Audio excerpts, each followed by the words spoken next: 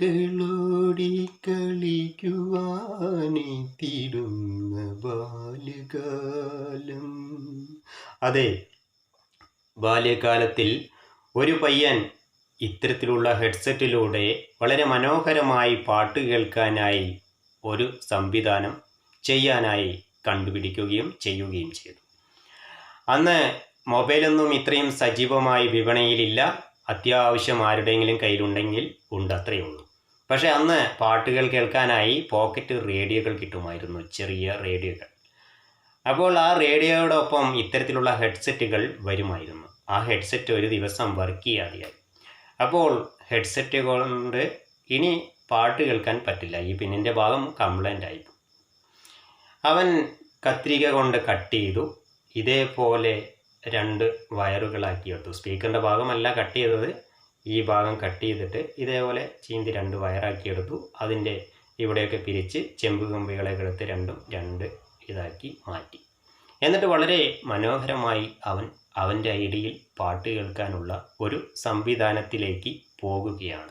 കാരണം ഇത് കുത്തിക്കഴിഞ്ഞാൽ എവിടെയാണെങ്കിലും പാട്ട് കേൾക്കും. അപ്പോൾ അതിനുള്ള ഒരു സംവിധാനമാണ് അവൻ കണ്ടുപിടിച്ചത്. ഇങ്ങനെ 2 ചെവിയിലും എടുത്തു വെച്ചു. ഈ ഭാഗം 2 ഇതേപോലെയുള്ള ഭാഗങ്ങളായിട്ട് നിൽക്കുകയാണ്. ഇനി എന്താണ് അവൻ ചെയ്യാൻ പോയത് എന്നുള്ളത് നമ്മൾക്ക് കാണാം. ഇപ്പോൾ ഞാൻ നിൽക്കുന്നത് സ്വിച്ചും അതേപോലെ നമ്മൾക്ക് മൊബൈലൊക്കെ ചാർജ് ചെയ്യണമെങ്കിലോ എന്തെങ്കിലുമൊക്കെ അഡീഷണലായിട്ട് കണക്ഷൻ എടുക്കണമെങ്കിൽ ഒരു ഫീമെയിൽ പോർട്ടുമുണ്ട് ഇവിടെ, അതിൻ്റെ അടുത്താണ് നിൽക്കുന്നത്. അപ്പോൾ ഇതേപോലെയുള്ള ഫീമെയിൽ പോർട്ടിൽ ഒരു കണക്ഷൻ വയർ ഇവിടെയും കൊടുത്തു, ഒരു വയർ ഇവിടെയും കൊടുത്തു. ഇതേപോലെ 2 ചെവിയിലുമായിട്ട് ഹെഡ്സെറ്റും വെച്ചിട്ടുണ്ട്. ഒരു വയർ ഇവിടെയും ഒരു വയർ ഇപ്പുറത്തെ സൈഡിലും. വളരെ കറക്റ്റായിട്ട് അവൻ അതെല്ലാം ചെയ്തു. എന്നിട്ട് പാട്ട് കേൾക്കണ്ടേ, പാട്ട് കേൾക്കാനായിട്ട് എന്താണ് ചെയ്തത്? 2 ചെവിയിലും ഇത്തരത്തിൽ ഹെഡ്സെറ്റ് വെച്ച് ഇവിടെ 2 വയറുകളും കൊടുത്തതിന് ശേഷം ഈ സ്വിച്ച് അങ്ങോട്ട് ഓണാക്കിയതും ഇവിടുന്ന് ഒരു പുകയും വന്നു. 2 ചെവിയിൽ നിന്നും ഹെഡ്സെറ്റ് ഇങ്ങനെ തെറിച്ചു പോയി. അതുകൊണ്ട് ആ പയ്യനൊന്നും സംഭവിച്ചില്ല. പക്ഷെ അത് തെറിച്ച് പോയില്ലായിരുന്നു എങ്കിൽ വലിയൊരു ആപത്തുകൾ സംഭവിക്കുമായിരുന്നു. അവൻ്റെ ചെവിയിൽ നിന്നും തെറിച്ചു പോയി, അതേപോലെ അവിടെ കുത്തിയിരിക്കുന്ന വയറും 2ഉം തെറിച്ച് വേറെയായി. അതവൻ്റെ ഒരു ദൈവഗുരുത്വം, അവൻ്റെ ദീർഘായുസ് വീണ്ടും ഉള്ളത് കൊണ്ട് അവൻ വലിയൊരു ആപത്തിൽ നിന്നും രക്ഷപ്പെട്ടു എന്ന് പറയാം. അതിനോടൊപ്പം കുറേ കുട്ടികളും ഉണ്ടായിരുന്നു. ഇവൻ പറഞ്ഞു ഈ ഹെഡ്സെറ്റ് നമ്മൾക്ക് കട്ട് ചെയ്ത്, ഇതെന്തായാലും ഇനിയിപ്പോൾ പോക്കറ്റ് റേഡിയോയിൽ കുത്തിയിട്ട് നമുക്ക് പാട്ട് കേൾക്കാൻ പറ്റില്ല. അപ്പോൾ നമ്മൾക്ക് ഇവിടെ കട്ട് ചെയ്തിട്ട് ഇതിനെ കറണ്ടിൽ കൊടുത്തിട്ട് പാട്ട് കേൾക്കാം. ഇത് എവിടെ കുത്തിയാലും പാട്ട് കേൾക്കും എന്നാണ് ആ പയ്യൻ കരുതിയിരിക്കുന്നത്. കുട്ടികളാകുമ്പോൾ അവർക്ക് അറിയില്ല ഇത് പോക്കറ്റ് റേഡിയോയിലും അതേപോലെ പാട്ട് കേൾക്കുന്ന ഉപകരണത്തിൽ മാത്രം കുത്തിയിട്ട് പാട്ട് കേൾക്കാനേ സാധിക്കുകയുള്ളൂ, അല്ലാതെ വേറെ എവിടെയും കുത്തിയാൽ നമ്മൾക്ക് പാട്ട് കേൾക്കില്ല എന്ന് അറിയാത്ത പ്രായമായിരുന്നു.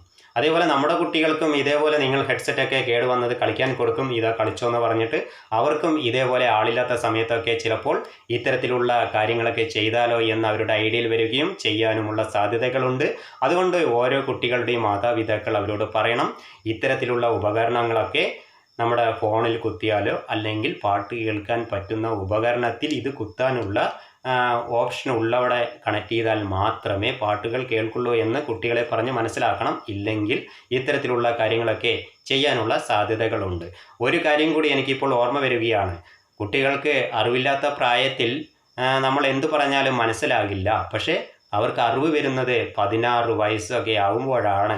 ആ സമയത്താണ് നമ്മൾക്ക് അവർക്ക് ഓരോ കാര്യങ്ങൾ പറഞ്ഞു കൊടുക്കേണ്ടത് എന്ന് എൻ്റെ അടുത്ത് ഒരു അഡ്വക്കേറ്റ് പറയുകയുണ്ടായി. ആ അഡ്വക്കേറ്റും കൂടി കാണുകയാണെങ്കിൽ മനസ്സിലാക്കുക, 16 വയസ്സ് വരെ കുട്ടികളോട് പറയാൻ കാര്യങ്ങൾ പറയാതെ 16 വയസ്സ് കഴിഞ്ഞിട്ട് പറയാം എന്ന് പറഞ്ഞ് കാത്തിരുന്ന് കഴിഞ്ഞാൽ ഇത്തരത്തിലുള്ള കാര്യങ്ങളൊക്കെ ചെയ്യുന്നത് കുട്ടികളാണ്, കുട്ടിപ്രായത്തിലാണ്. അവർക്ക് അറിയാത്തത് കൊണ്ടാണ് ഇങ്ങനെയുള്ള കാര്യങ്ങളൊക്കെ ചെയ്യുന്നത്.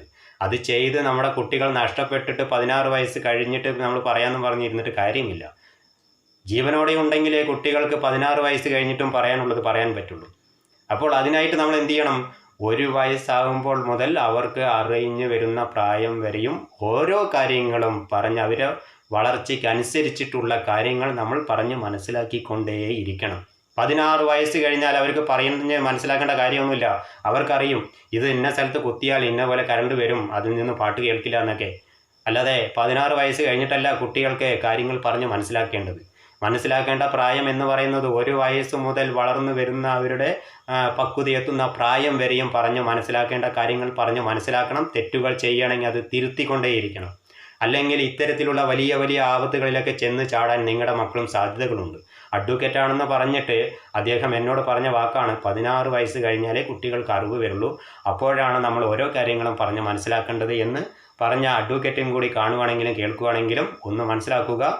ഇത് പറഞ്ഞ് മനസ്സിലാക്കേണ്ട സമയത്തെല്ലാം പറഞ്ഞ് മനസ്സിലാക്കേണ്ടത് ഓരോ കുട്ടികളെയും പറഞ്ഞ് മനസ്സിലാക്കണമെന്ന് ഞാൻ ഒരിക്കൽ കൂടി പറയുന്നു. കാരണം നമ്മുടെ കുട്ടികൾ, ഞാൻ ഇത് പറയുമ്പോൾ എൻ്റെ കുട്ടിയാണ് നിൻ്റെ കുട്ടിയാണ് അല്ലെങ്കിൽ അതൊന്നും മനസ്സിൽ വെച്ചുകൊണ്ടോ കുട്ടികളോട് സ്നേഹമില്ലാത്തത് കൊണ്ടോ അല്ല പറയുന്നത്. നമ്മുടെ എല്ലാവരുടെയും കുട്ടികൾ നമ്മൾക്ക് ജീവന് തുല്യം സ്നേഹിക്കുന്ന കുട്ടികൾ തന്നെയാണ്. അതുകൊണ്ട് അവർക്ക് എന്തെങ്കിലും സംഭവിച്ചു കഴിഞ്ഞാൽ നമ്മൾ പിന്നെ ജീവിച്ചിരുന്നിട്ട് എന്താ കാര്യമുള്ളത്? നമ്മൾ അവർക്ക് വേണ്ടിയിട്ടാണ് ഓരോ കാര്യങ്ങളും ചെയ്യുന്നത്. അവരെ വളർത്തി വലുതാക്കി നല്ലൊരു സ്ഥിതിയിൽ എത്തിക്കണമെന്ന് ഓരോ മാതാപിതാക്കൾക്കും ആഗ്രഹമുണ്ടാകും. അപ്പോൾ അതിനനുസരിച്ചിട്ട് കുട്ടിയായിരിക്കുന്ന സമയത്ത് തെറ്റുകൾ ചെയ്യാതിരിക്കാൻ അവർ തന്നെയാണ് ശ്രദ്ധിക്കേണ്ടത്. മാതാപിതാക്കൾ തെറ്റ് ചെയ്യുമ്പോൾ അത് ചെയ്യരുതെന്ന് ഒന്നുപോലെ 2 തവണ പറഞ്ഞു കൊടുക്കുക, എല്ലാം ചെയ്ത് അതിനെ തിരുത്തേണ്ടത് മാതാപിതാക്കളാണ്. അല്ലാതെ 16 വയസ്സ് കഴിയട്ടെ, 18 വയസ്സ് കഴിയട്ടെ, പ്രായപൂർത്തിയാകട്ടെ പറഞ്ഞ് കാത്തിരിക്കേണ്ട കാര്യങ്ങളല്ല അവർ ചെയ്തുകൊണ്ടിരിക്കുന്നത്. കുട്ടികളിരിക്കുമ്പോൾ ഓരോ തെറ്റ് ഞാനും ചെയ്തിട്ട് തന്നെയാണ് ഈ ലെവലിലേക്ക് എത്തിയത്. തെറ്റ് ചെയ്യുമ്പോൾ എൻ്റെ അച്ഛനും അമ്മയും പറയും ചെയ്യരുത് എന്നുള്ളത്. തല്ലേണ്ട കാര്യമാണെങ്കിൽ തല്ലിയിട്ടുണ്ട്, അടിച്ചിട്ടുണ്ട്, എല്ലാം ചെയ്തിട്ടുണ്ട്. അതെല്ലാം ചെയ്തിട്ട് തന്നെ കുട്ടികളെ വളർത്തണം. എന്നാലേ അവർക്ക് അറിവും വിവരവും വിദ്യാഭ്യാസവും എല്ലാം വരുള്ളൂ. ഇത് പറഞ്ഞപ്പോൾ എനിക്ക് വേറെ ഒരു കാര്യം കൂടി ഓർമ്മ വന്നു. അത് ഞാൻ വേറെ ഒരു വീഡിയോ ആയിട്ട് ചെയ്യാം. ഇപ്പോൾ ഇവിടെ ഈ വീഡിയോ തന്നെ ലെങ്ത് കൂടി, അതുകൊണ്ട് അടുത്തൊരു വീഡിയോ ഞാൻ ഇതേപോലെ ഒരു പ്രധാനപ്പെട്ട കാര്യമായിട്ടാണ് വരുന്നത്. അപ്പോൾ ആ വീഡിയോയും കൂടി നിങ്ങൾ കാണണം.